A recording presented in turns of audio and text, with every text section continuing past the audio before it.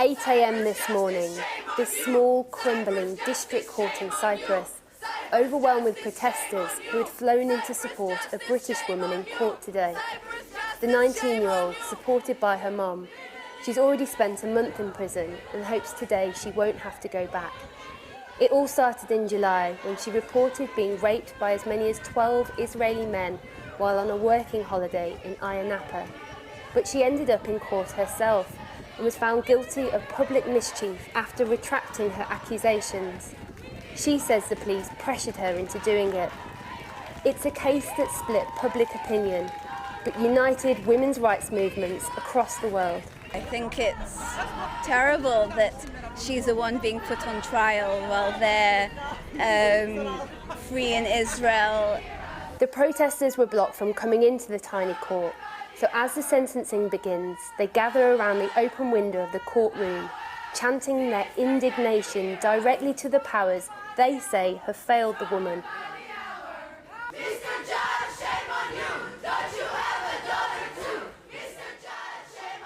Adding to the pressure after weeks of diplomatic wrangling and scathing reports about the Cypriot justice system, 60 people travel from Israel to protest against the teenager's treatment. This conviction today, the conviction that happened already and now the sentence is shameful. It's a disgrace, and there is a huge support for her in the feminist circles in Israel, and they're huge, but also a lot of people in Israel, and especially the media, they side with the boys, they side with our people, and I can tell for sure they are not our people, they are not my brothers or sisters.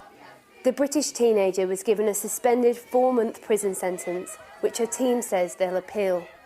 There was anger that soon after the 12 Israelis were released from custody in July, they were greeted with champagne at the airport. The lawyer for the Israeli men says justice has been served today and his clients are innocent. We respect the court's decision. What was important to us was that the woman would be convicted and the version told by the clients I represented would be accepted. The version that my clients told was entirely accepted, and I will oppose any request for a pardon that will be submitted by the woman's lawyers until she expresses full and honest remorse for the nefarious acts she committed. In July last year, the streets in Ayia Napa would have been heaving at night. It was meant to be the summer of a lifetime for the 19-year-old before she started university.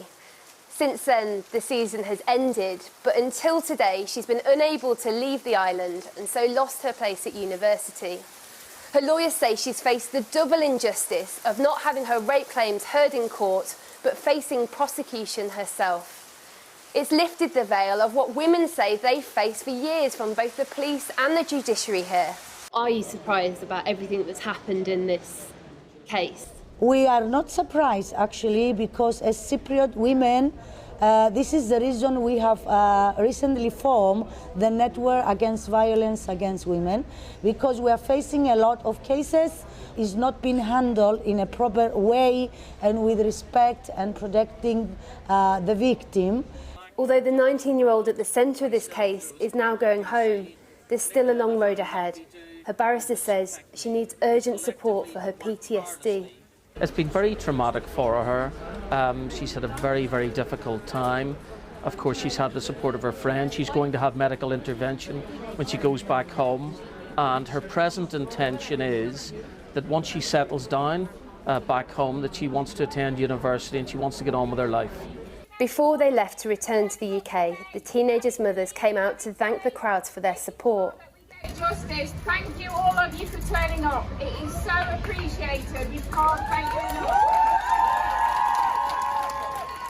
If Cyprus hoped the focus on the island would go away when the rape case was dropped, it's done anything but. Well, I'm joined now from Nicosia by Susanna Pavlou, Director of the Mediterranean Institute of Gender Studies. Susanna Pavlou, the sentence was a lot lighter than her supporters feared at one point. Is she right, do you think, to continue to challenge this verdict? Well, I think absolutely she's right to continue to challenge this verdict. As we have been saying from day one, this case should never have been prosecuted. It never should have gotten as far as this. There are serious questions around the police investigation of the case, how the legal system handled this case. It's clearly fallen well below international human rights standards. And what this case has highlighted are the systemic flaws in how the police and the criminal justice system handle cases of violence against women in Cyprus.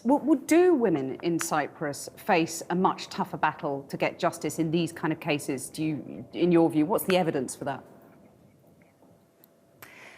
Well, we do know that, for example, there were 61 cases of rape reported to the police in 2018.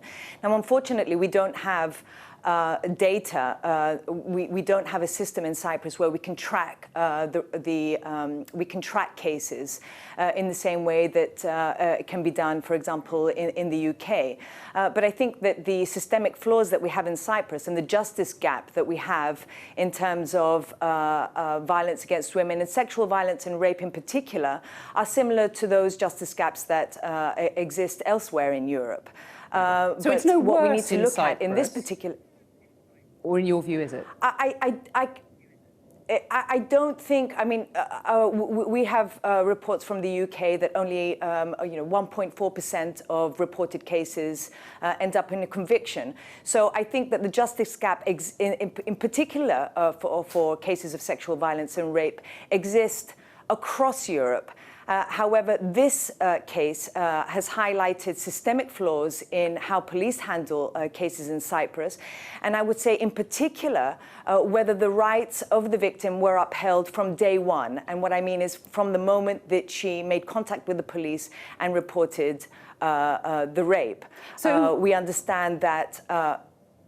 I just wanted to ask, sorry, we don't have much time left, I'm afraid, but what needs to change, and is there any sign that this case is changing attitudes and might in future change police attitudes, for example? What we would like to see is a full review of police protocols and procedures around sexual violence and rape claims.